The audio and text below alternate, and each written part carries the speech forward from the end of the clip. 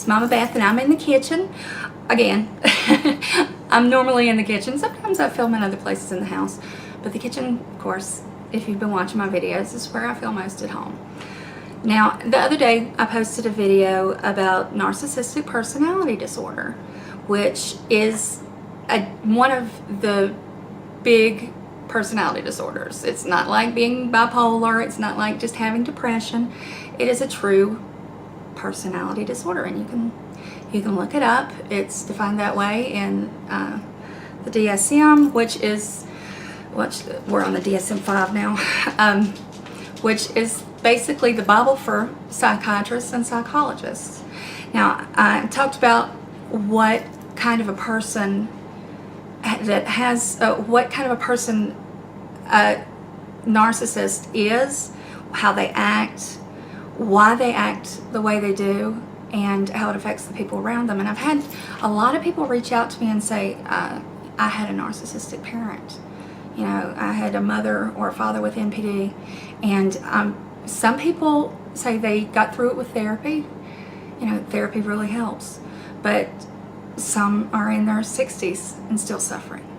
You know, it can affect, if you have a parent with narcissistic personality disorder, it can really damage you as a child and teach you things that will affect you for the rest of your life. Let me get my notes, because of course I want to make sure that I say everything correctly, because this is a delicate subject. Children who have been victims of parents with NPD live with a lifetime of anxiety, shame, not knowing what exactly the rules are, having low self-esteem, depression, anxiety, and those that actually become narcissists themselves, because that happens. They still have anxiety, they still have doubts. Children who are raised by a parent with NPD, and I'm just going to say NPD because narcissistic personality disorder is a mouthful, and I'm tired of saying it. I feel like I've said it 100 times. They grow up with abuse that is as intense as physical abuse, any other kind of emotional abuse, sexual abuse, a parent with addiction. A child of a parent with NPD is just as abused as the child of somebody who has serious chemical addiction or anger issues, or, you know, that abuse. It needs to be taken seriously. The problem is that children don't want to speak out and say anything about what they're going through at home. And when they do, they're not believed. Because a narcissistic parent, we talked about this in the last video, puts on a really good facade, or they think they do. Some people see through it, family will see through it, but they want to have everything look perfect from the outside. I said they don't want to keep up with the Joneses, they want to be the Joneses.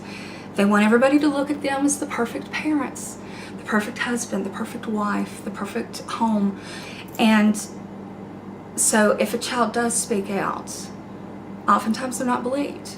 You know, counselors at school, coaches, teachers, they may notice that something is going on with the child, but they can't believe that the parent would be abusive, because the parents always got it so together, and, you know, they always look so clean and neat and organized, and everything is just so. But those children are suffering at home. They just have to keep silent about it.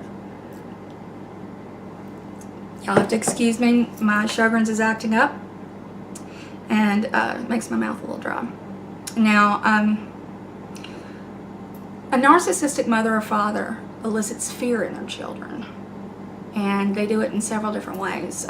One, they may tell the child that they have eyes and ears everywhere, that they have special powers, that they can see and hear everything they do, whether they're at home or they're out somewhere else or at their friend's house, at church. They put an intense fear and paranoia into the child that they can't get away with anything. that the parent will find out and know, and they'll be punished for it. There are all sorts of different instances of, the mother will tell the child that, she's psychic or has magical powers, or they may give the child something to wear that they're not allowed to take off, that allows them to see and hear everything. There's all sorts of stories about the way a narcissistic parent keeps the child paranoid and afraid to say anything about what's going on at home. And, that leaves the child very nervous and anxious, and the child will become depressed. They may act out. There are all sorts of signs, but when they come out and say a teacher notices that the child's grades dropped for no reason, or they've become very depressed, or they're having anxiety attacks, and they don't know how to explain it. All they know is their stomach hurts really bad, and their nerves are shattered. Parent comes in and says, "Oh, they're just high strung. They're so smart, and we have to keep them busy, and it's just we work with them. It's hard having a gifted child or whatever." They make excuses for the child's behavior to the teachers or ministers or coaches or whatever to cover it. And then when they get the child home, they threaten them that they need to stop the behavior, which the child can't really control. They're between a rock and a hard place. Another way that they incite fear is to make either vague or direct threats to the child that they're going to abandon them, that they won't love them anymore. They may say, "If you can't act any better than that, and you don't do what I say, and you don't listen, I'll leave. Or I'm going to send you away. I'll send you to a home.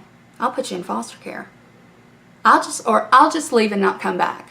And the parent may do things like get in the car and leave the child at home alone, or with other siblings, maybe with the other parent. But, living with a narcissist is difficult. And they always threaten, either violence or abandonment or supreme disappointment, and they will put guilt on the child.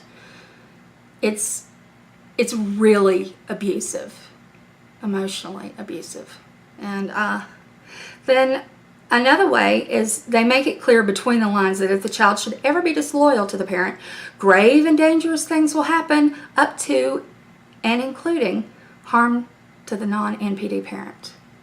If you have a narcissistic mother, she may say, "You know what, if you don't listen, your dad's just going to have this happen," or, bad things are going to happen to your mother or your father, or whichever is the non-NPD parent.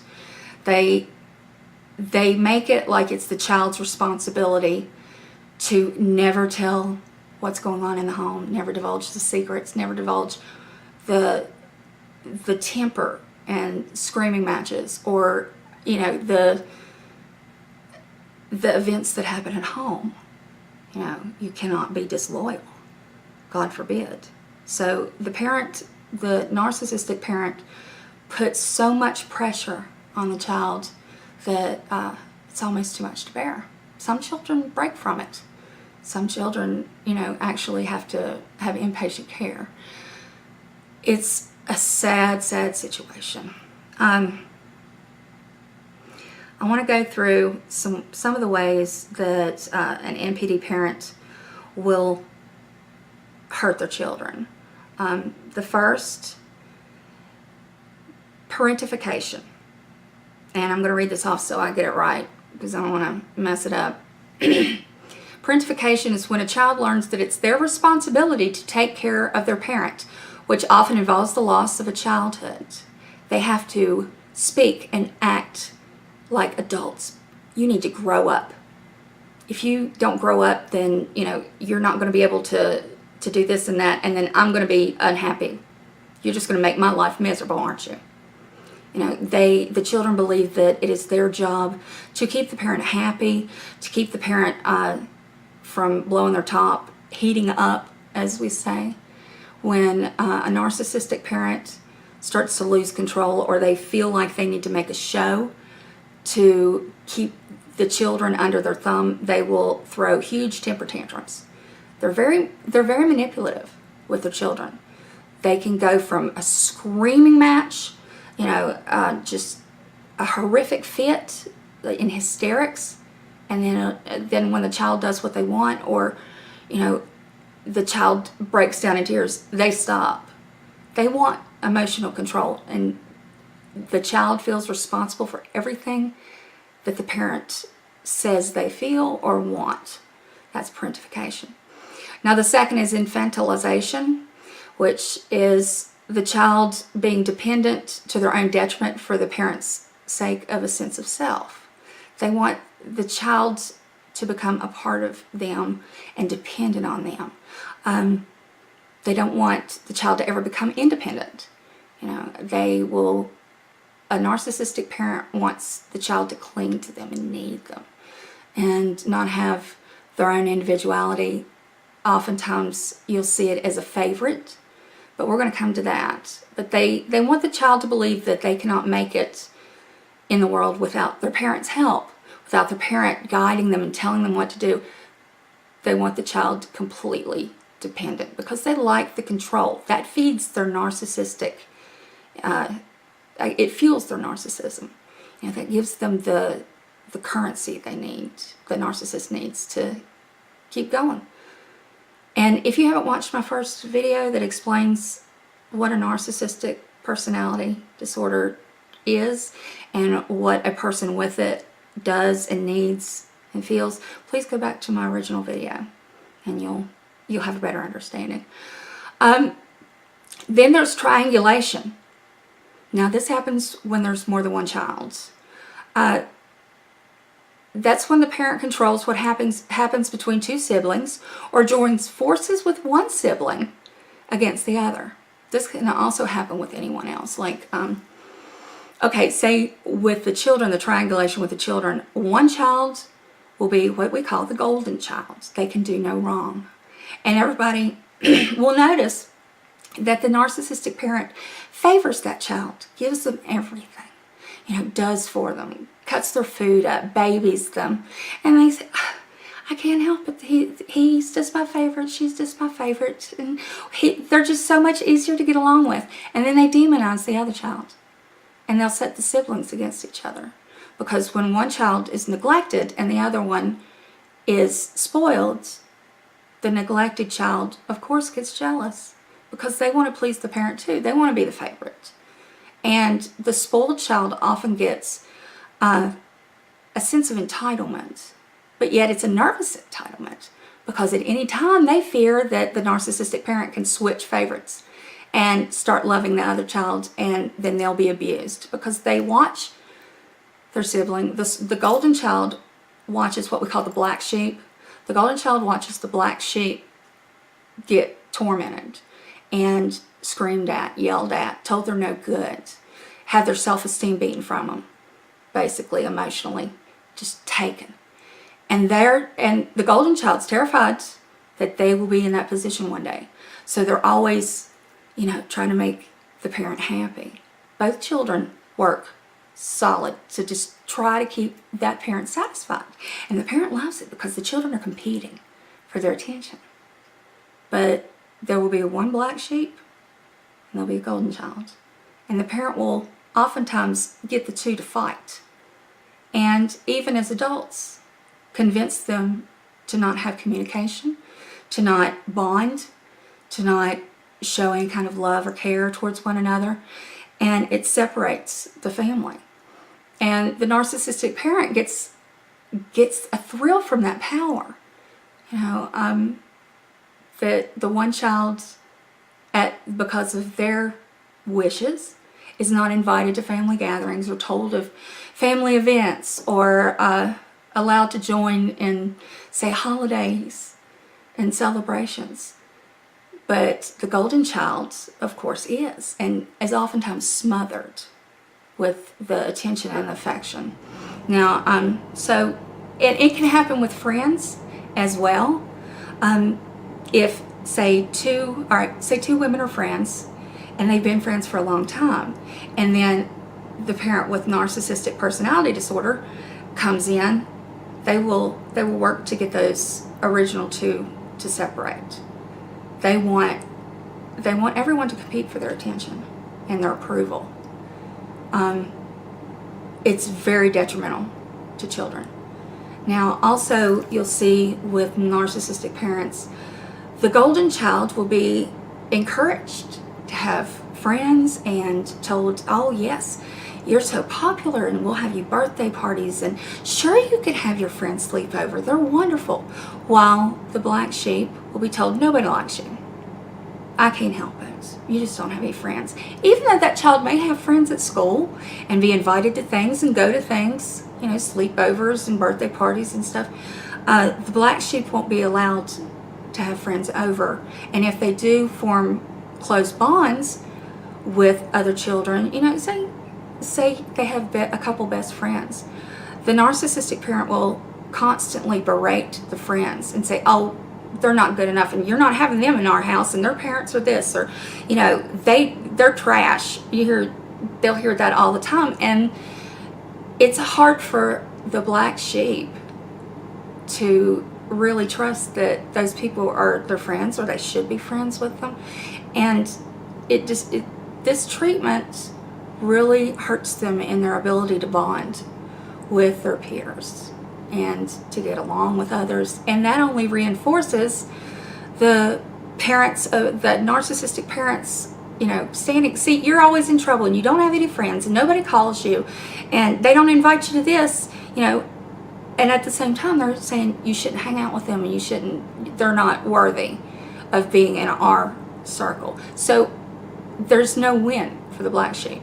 Whereas the golden child, everybody is friends with them, and they're told how popular and how handsome or beautiful they are, and it's a constant, one is constantly being cushioned and, you know, pampered, and the other is constantly told that they are worthless and not good enough.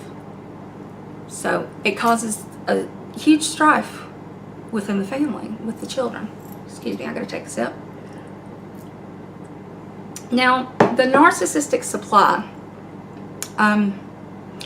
When a parent finds various ways to live through their child, use their child for the purpose of gaining a source of narcissistic supply, that's when you'll see, in a milder form, those are the stage moms, the mothers who insist that their children are in every beauty pageant and that they win every time, and they have, you know, all of this stuff. And you'll see those kind of moms at children's beauty pageants, and they'll be the ones that have their kids crying backstage because they're pulling their hair and they burn them with a curling iron and they're painting the face and the kid doesn't want to do it.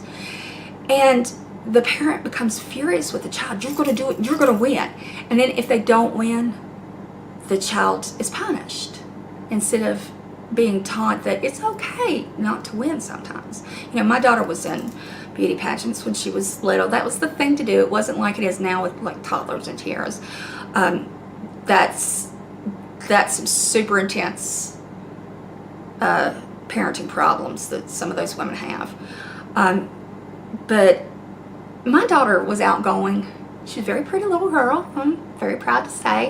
And she was outgoing, and she liked to sing and dance and, you know, do things. And I asked her if she wanted to be in a beauty pageant, and she did, and I got her dress. And, you know, we were backstage, and she always loved makeup and getting her hair done. And, you know, I never heard her, and I had put her hair in rag curls so it would have ringlets, you know, Shirley Temple style ringlets.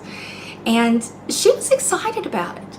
But then she saw those kids crying backstage, and she was like, Mom, why are they crying? What's happening? She was almost 3. And I said, if you ever don't want to do this, all you have to do is tell me and we'll walk right out of here. You don't have to do this. And she'd say, no, I want to do it. And she won her first pageant. So that, of course, she's very competitive, and she still is. You know, she still wants to win at whatever she does and succeed. And I like that in her because it's a healthy competition that she has. Now, with the beauty pageants, when she was about 8, she came in, I think, first or second runner-up to a little girl that she didn't particularly care for that was in the same grade. And she got ugly. She threw a fit and said, I should have won that. Nana says, I should have won that. I'm prettier than she is. And I'm like, whoa, wait a minute. That's not how, you have to learn to win graciously and lose graciously. And until you can do that, we're stopping pageants. And she wasn't in another pageant until she was 12. And then she was like, I'm over this. I was like, okay, that's fine. But you see it in soccer moms. You know, the ones who always have to have their kid be the captain of the team, the pitcher, the home run hitter. You know, they have to excel in whatever sport the parent wants them to play. Oftentimes the child doesn't even want to participate in that activity, whether it's piano, voice, dance, whatever. You know, the children need to be able to choose what they want. The parent doesn't need to live, a parent who lives vicariously through the successes of their child is unhealthy. The child needs to be able to participate and grow and choose and decide on their own. If they want to start a sport, great, but they have to, it should be a rule. I tell parents who ask me, you know, if they want to start playing, say, baseball in the spring, well, they have to go all the way through the end of the season. And then if at the end of the season they decide they hate it, they don't have to do it again. You know, what you start, you finish. But it's okay if the child is not number one, as long as they participate and they try, you know. But a narcissistic parent wants their child to be number one in everything. And when the child does appease the parent by winning the competition or getting straight A's, the narcissist feels elated as if it's their own success, and they tell everyone, because that, once again, is part of them being the Joneses, not keeping up with the Joneses. It's very unhealthy. Gaslighting. Now, you probably heard this term used. There's a very famous movie, Gaslight, with I believe it's Ingrid Bergman, and it's a fantastic movie, but that's where this term comes from. Gaslighting is when a parent lies to the child and causes the child to question their own reality, or insists that the child did not hear what they heard for the sake of causing the child to become emotionally confused. Narcissistic parents can also antagonize their children for the sake of upsetting them and gaining control over them. They'll tell them, you're not the son or daughter I ever wanted. I don't know what I did to deserve a child like you. You're nothing like me. You really shouldn't even be a member of this family. Very, very cruel things. And the child, of course, because of their fear of the parent and the fear of being disloyal, they never say anything to anyone. But I wouldn't cross the street to speak to you. If you weren't my child, I wouldn't want to know you. I wish you were someone else's. I wish that you were more like so-and-so, then I wouldn't be ashamed of you. That's how a narcissist gains control. These things are hurtful to hear. And when the child cries and is emotionally distraught and just torn up, the parent feels powerful. You know, they like that, that they can manipulate the child's emotions. They also tell them that, you know, the child may say, why did you do this? Or I saw this at the store. And they'll say, no, you didn't. You know, that didn't happen. Or, you know, when the child brings up, say, you know, something that happened the day before or even a week before. And it could be anything from a large event to a mundane thing. Like, we watched this movie last week. No, we didn't. You didn't see this last week. And the child starts to doubt their own reality. Did I really see it? Did I dream it? Did I imagine it? And this goes on with a narcissistic parent will do this from the time the child is young all the way to adulthood. They'll make up stories. Say, you used to love this, like about something that you're eating. All right, this is an example.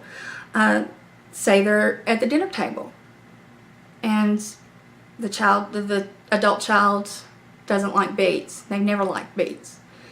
Well, the narcissistic parent may say, you've always eaten beets. You love them. And the child says, no, I don't like them.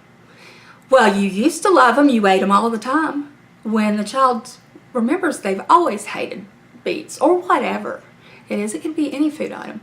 But it messes with the kid's reality, sense of reality, and sense of, knowing A, B, C, D, and they may start thinking that they're losing their mind, just like Paula in the movie, Gaslight. It's a twisted way to manipulate your offspring. But the narcissistic parent, they need that fuel. They need to feel that power. They need to know that they have control enough to, as they say, mind F. I'm not going to say the word. They can do that. And they get a really twisted feeling about it. And it's so mean. It's evil, really, to do that to someone from childhood on, into adulthood. And there are people who suffer from this until the parent dies. And then after the parent dies, they're kind of lost. They don't know what reality is. They don't know what to do because they've been constantly told so many different things by the narcissistic parent that they haven't adjusted to reality, especially if they've grown to be withdrawn and not have healthy relationships with a spouse, boyfriend, girlfriend.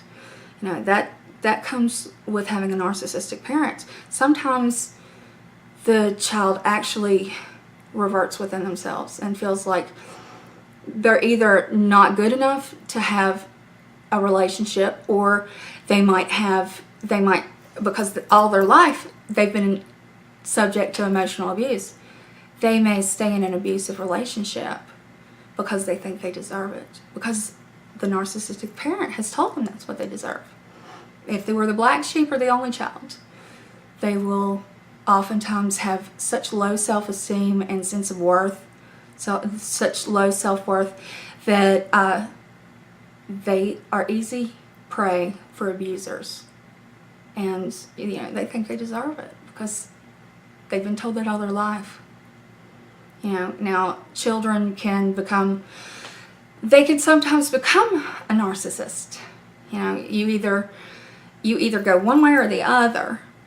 And it's interesting. We'll talk about that in just a minute. I want to go over the way it begins.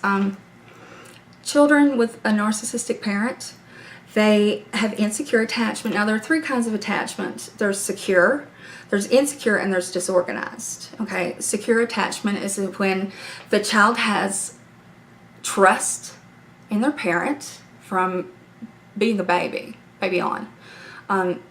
They know that when their mother leaves the room, that she's going to come back, or when dad goes outside, he's coming back. They're secure in the fact that they're loved and they're cared for, and that while they are a separate individual from their parent, the parent is always going to be there and take care of them. They're secure. Then you have insecure attachment, which insecure attachment is when they think that when mom goes around the corner or leaves them at the babysitter, she's never coming back again. And they cry and cry and cry until they wear themselves out.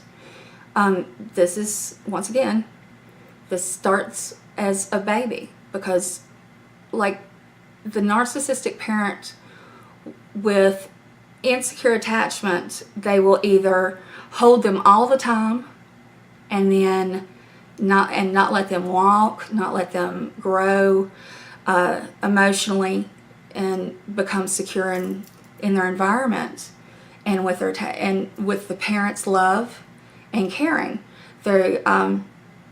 They never know when the parent is going to come back when they leave, or if they go around the corner, the child will cry because they think their parent is gone. They have no security, and that's why it's called insecure attachment. Then there's disorganized. Now, disorganized comes from when the narcissistic parent goes from overcaring for the baby, really, keeping them in their arms all the time, to periods of, ignoring the child, not taking care of the child, not giving it the attention that it needs, and it goes back and forth, and the child has absolutely no idea what causes it to happen, what causes mom to, listen this time they cry. They never know. And it's very detrimental to a baby.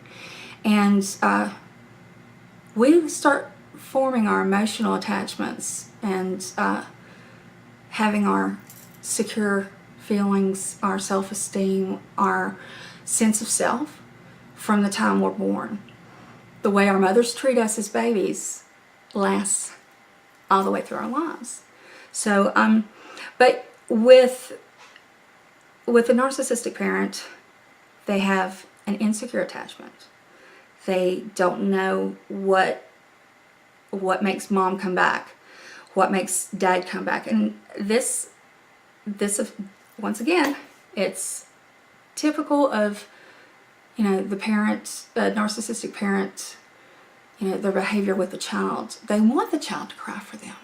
They'll often brag about it. Oh, when I left them as a baby at the babysitter, they just wouldn't stop crying.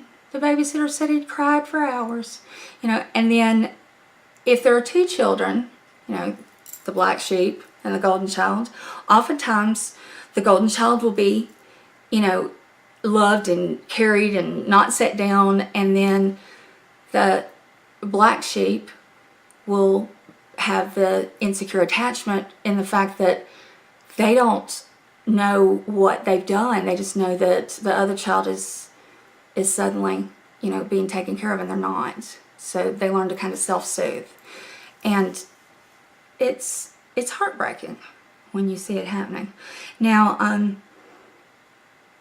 there's two ways that children can react from an insecure attachment: avoidant or anxious. The avoidant child, when mom drops them off at the babysitter, they don't care. They just go and play because that's a calm time for them. Being away from the parent, avoiding the parent, and avoiding any kind of emotional need to the parent is the way they protect themselves. And you can see this as early as, 8 months to a year old. Then the anxious, that's the child that will cry for hours when mom drops them off at the babysitter. And I'm just using that as one example, but they are so anxious and insecure without the parent there. They don't know how to handle their emotions. They don't know how to be by themselves or how to interact with other people when, mom's gone. Now, extreme emotional independence can come from having a narcissistic parent. And what happens is the parent has conditioned the child so much that that they can never be good enough, that they can never please the parents, that they eventually just avoid everything. They don't want to be around other people. They don't want to get too close to the parent because they don't trust them. And they avoid having emotional attachments with other people, and this will last into adulthood. They just do not want to love anyone because they've never been able to trust that love. Then you have the extreme nurturing. The child may go in the opposite direction. They may, because they have been tortured, and that's pretty much what it is. Emotional abuse and torture. They may then become over-nurturing, clingy. When they form a relationship with someone or have a child of their own, they may, just really not want that person or their child, their spouse, or their best friend. When they do have a relationship and a bond with someone, they want to make sure that they don't treat them the way they were treated, because they remember that pain. And so they become very, very clingy, very overprotective, want to shield them from any kind of harm, more so than you would normally. Now when you love your child, you nurture it and want to protect it, but oftentimes it can become overboard because, they don't want their child to go through what they did. And then most children with a narcissistic parent have PTSD. Having the narcissistic parent yell at them over the phone may send them into just tatters, have them lose jobs, have them,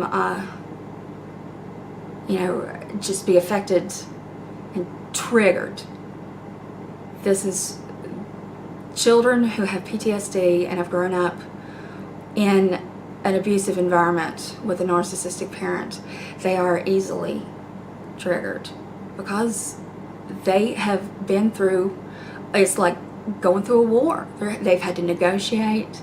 The parent has manipulated them so much that they're unsure of everything, and they can something can be said to them and they'll just fall to pieces. And it takes therapy to get through this.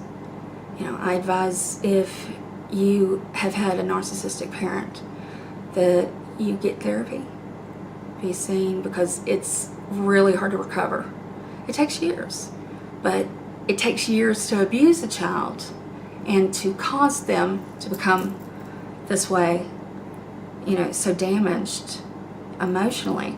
And it takes a lot of time to heal and to reset boundaries and learn what a proper emotional response is and what their responsibility is to the people around them.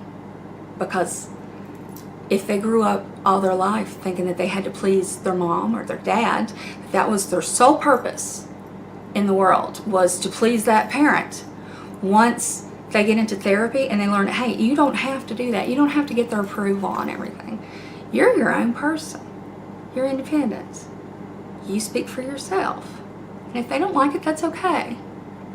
A child of a narcissist always is wondering what they're doing wrong and what their parent is going to be mad at them about, until they get through therapy.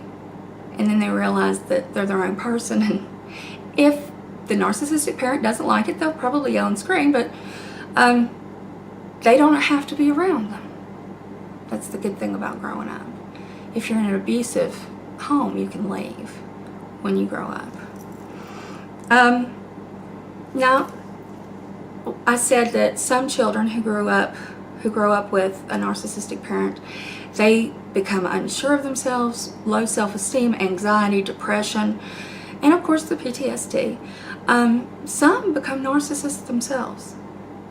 They think that they have to be number one in everything, that they are better than others. This usually comes with the golden child.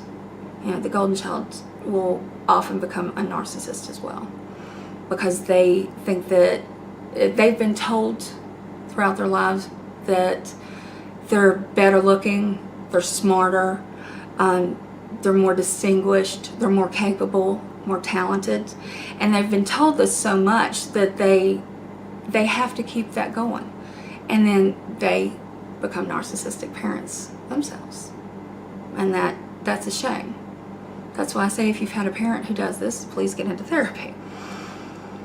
Okay, now if I'm gonna go off my note, lay my notes down.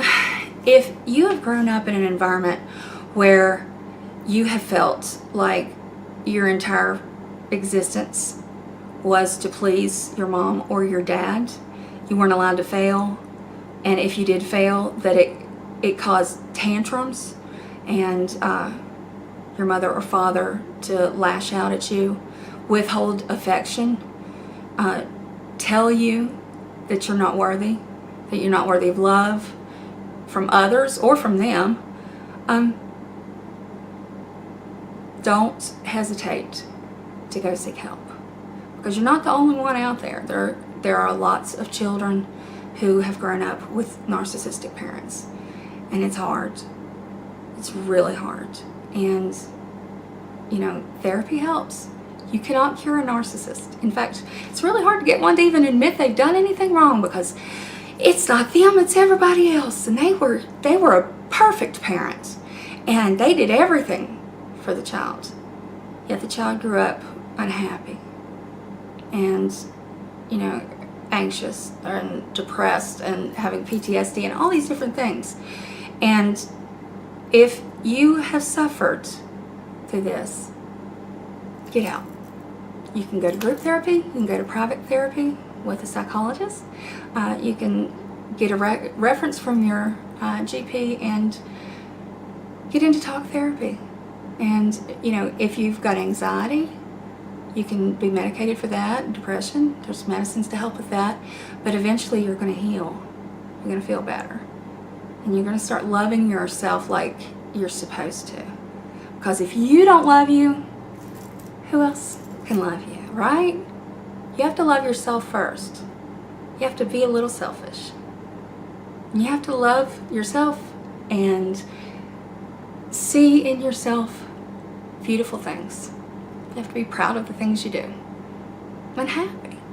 So that's my talk about children of narcissists. And I know that you can heal because I did. Okay? And I love you. You love you. And I hope you have a wonderful day. Bye.